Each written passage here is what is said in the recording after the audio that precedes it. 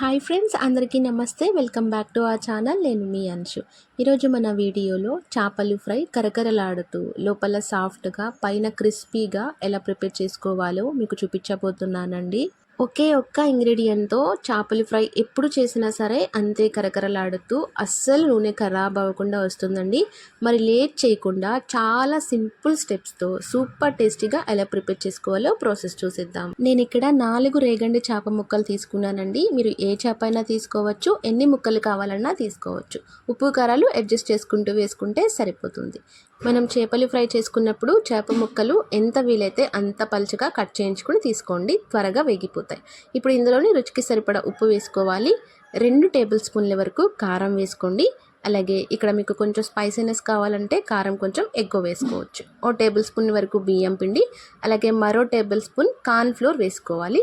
1/2 table spoon వరకు అల్లం, table spoon oil కూడా వేసుకొని ముక్కలకి బాగా పట్టేలాగా మసాలాలు రుద్ది మసాజ్ చేసుకోవాలి.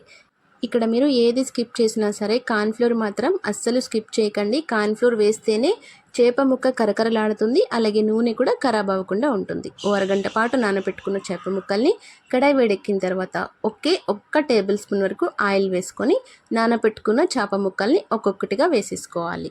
అస్సలు ఆయిల్ అనేది ఎక్కువ పట్టదండి. మనం డీప్ ఫ్రై చేయకపోయినా సరే చేప ముక్క గారెలాగా కరకరలాడుతూ వస్తుందన్నమాట. ఇప్పుడు ఫ్లేమ్ అనేది మీడియంలో ఉంచేసి చేప ముక్కలు ఒక 2 నిమిషాలు మీరు కదపకుండా ఉంచేసారంటే మనకి చక్కగా గారెలాగా వేగిపోతాయండి. ఏ మాత్రం ఇబ్బంది పెట్టకుండా గరిటెతో పాటు తిరిగిపోతాయి అన్నమాట.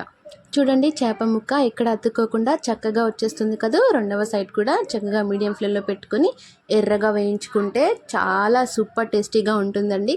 ఇలా ఒక్కసారి ట్రై చేసి మీ ఫీడ్బ్యాక్ నాకు కామెంట్ రూపంలో తెలియచేయండి. మరిన్ని వంటల కోసం మన ఛానల్ని సబ్స్క్రైబ్ చేసుకోండి. మీ ఫ్రెండ్స్ రిలేటివ్స్కి షేర్ చేయండి.